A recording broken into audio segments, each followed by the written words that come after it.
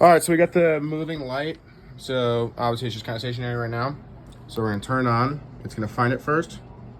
And then as we move to the left, it's following it. And then as we go back to the right, follows it back to the right, switch back.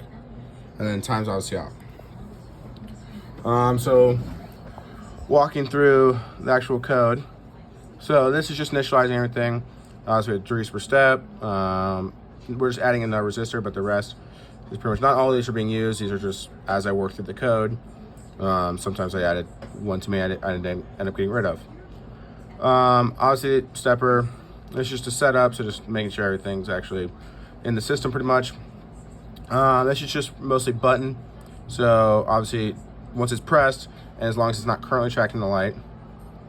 And then I did most of my stuff actually in functions just to kind of help it stay organized. So this is if it's, millisecond starting time is less than 1,000. So pretty much saying once it starts finding it, to start tracking it, and actually start the timer pretty much. And then after pretty much, once this is over, then it can go home. So we're doing sleep and find brightness. This is very similar to the last question. Just that first part. So Nish is just finding it.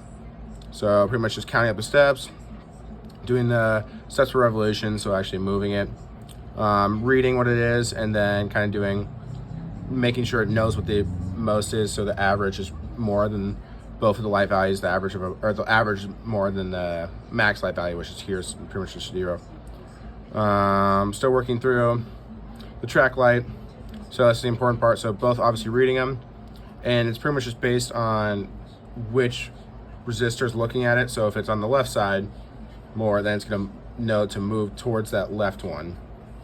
Same with the one on the right. So looking at this, we were steps per revolution still very similar to the same.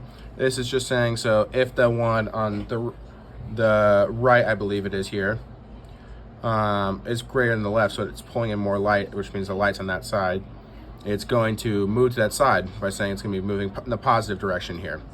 And then, of course, the opposite, it's just going to move in the negative direction.